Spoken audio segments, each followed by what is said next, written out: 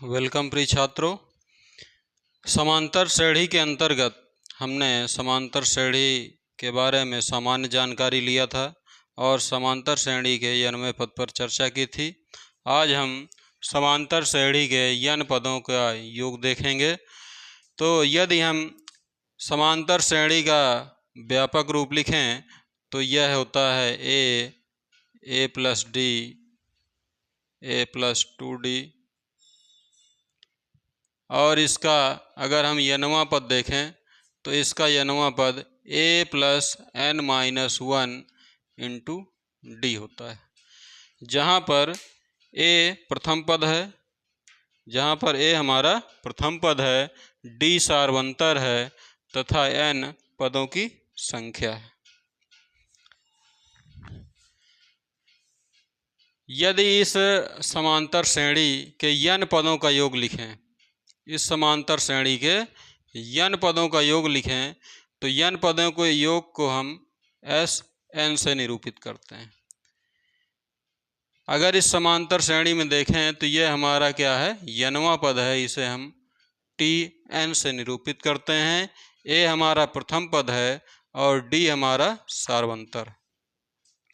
यदि हम इसके n पदों को लिखें तो n पदों का योगफल होता है n/2 2a plus n minus 1 into D. समांतर श्रेणी के प्रथम n पदों का योग, n पदों का योगफल n/2 2a plus n minus 1 into D.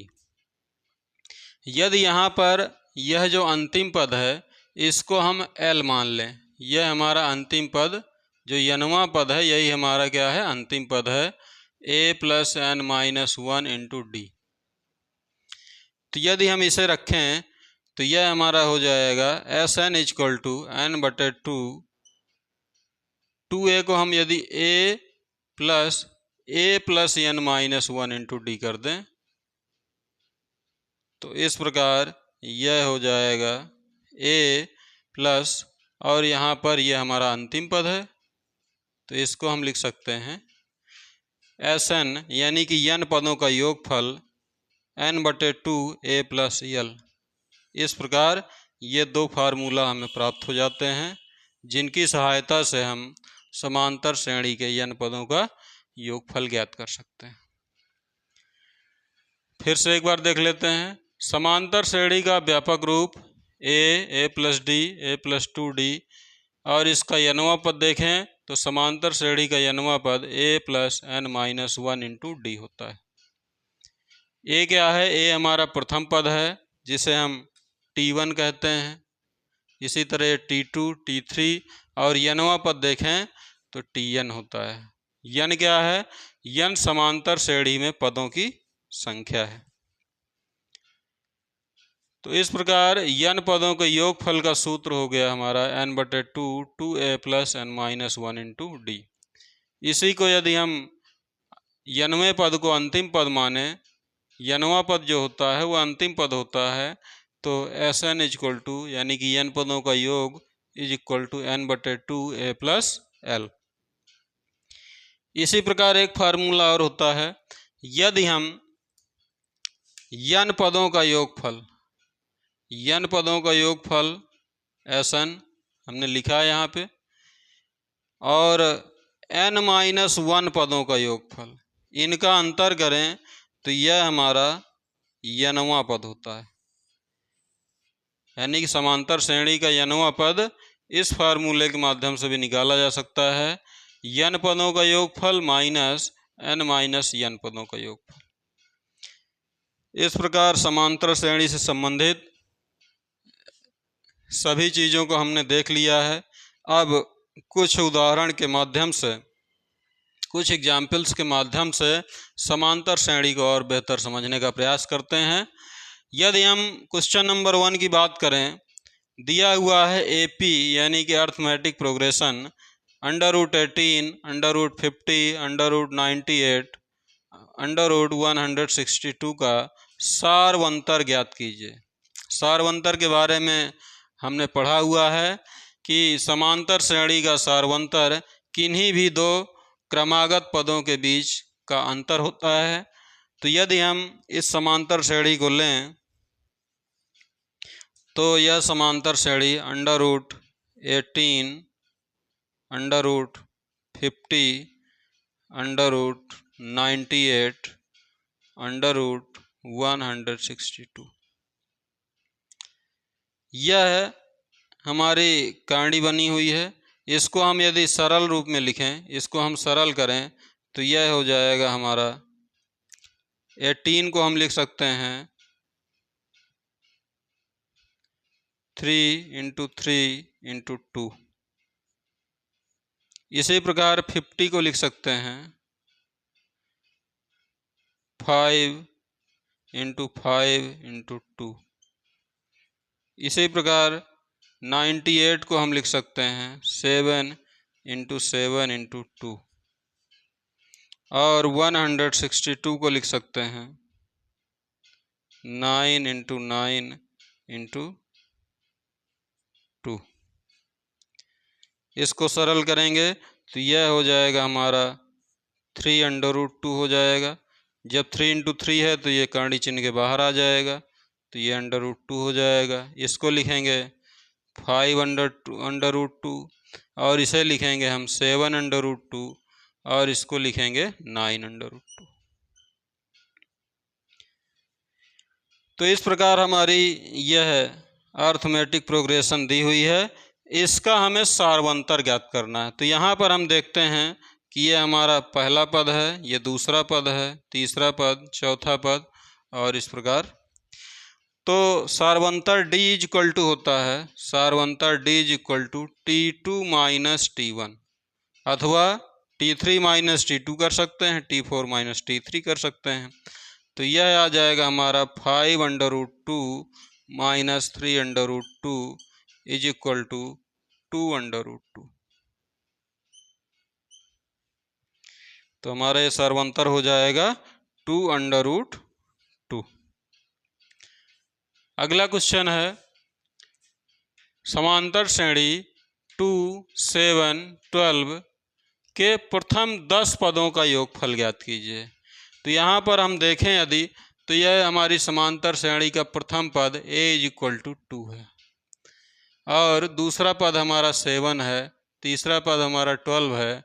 तो यहाँ पर अगर देखें हम तो D = T2 - T1 करेंगे तो यह आ जाएगा 7 - 2 = 5। समांतर श्रेणी के प्रथम 10 पदों का योगफल ज्ञात करना है, तो यानी कि n = हमारा 10 है। तो समांतर श्रेणी के 10 पदों का योगफल S10 = अब हमने पढ़ा हुआ है कि ये समांतर श्रेणी के n पदों का योगफल n/2 2a + n - 1 × d होता है। तो Sn = होता है n/2 2a + n - 1 × d। तो यहाँ पर हमें 10 पदों का योगफल निकालना है।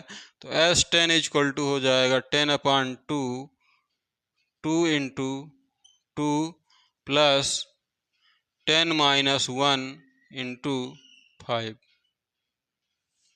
और आगे सॉल्व करेंगे तो यह हो जाएगा हमारा 5 4 + 9 × 5, तो ये हो जाएगा हमारा 45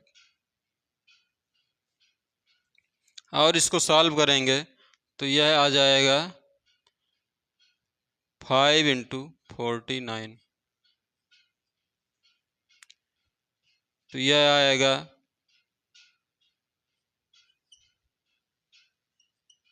245।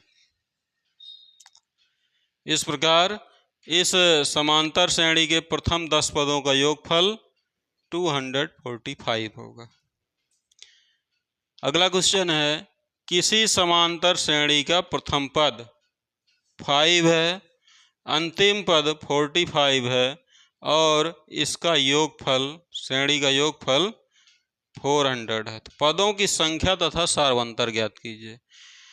तो इसमें हम देखते हैं कि प्रथम पद दिया हुआ है a = 5, अंतिम पद यानी कि जो n वां पद है हमारा L = Tn, यह दिया हुआ है हमारा 45 और n पदों का योगफल दिया हुआ है 400। हमें पदों की संख्या तथा सार्वंतर ज्ञात करना है। तो हमें मालूम है कि यस एन यानी कि n पदों का योगफल is equal to n/2 a plus l होता है। l क्या है? लास्ट टर्म है यानी कि अंतिम पद है। तो n/2 n हमको मालूम करना है। a की वैल्यू दी है 5 और l की वैल्यू दी है 45। तो yes n is equal to दिया हुआ है 400। तो इस प्रकार यदि हम देखें तो n/2 into 50 is equal to दिया हुआ है 400। और इसको देखेंगे तो 225 से कट जाएगा तो n इज इक्वल टू हो जाएगा हमारा 400/25। इसको हम सॉल्व करेंगे तो 25 6 जा तो ये हो जाएगा 16, यानी कि हमारे श्रेणी में पदों की संख्या 16 हो जाएगी। इस दी हुई जो हमें पूछ रहा है उसमें श्रेणी में पदों की संख्या 16 हो जाएगी। अब इसमें हमें सार्वंतर ज्ञात करना है। तो सार्वंतर कैसे निकालेंगे? यहाँ पर n वां पद दिया हुआ है 45। तो n वें पद का सूत्र होता है a + n-1 × d। d क्या है? सार्वंतर है। तो n वां पद Tn = 45 है, a = 5 दिया हुआ है, n-1 यानी कि 16 - 1 × d। तो यहाँ करेंगे तो यह हो जाएगा 45 - 5, तो यह हो जाएगा 40 = 15d। तो d = 40/15, 5 3 जा हो जाएगा। तो इस प्रकार d = 8/3 आ जाएगा। यहाँ पर सार्वंतर d = 8/3 तथा पदों की संख्या n = 16। धन्यवाद।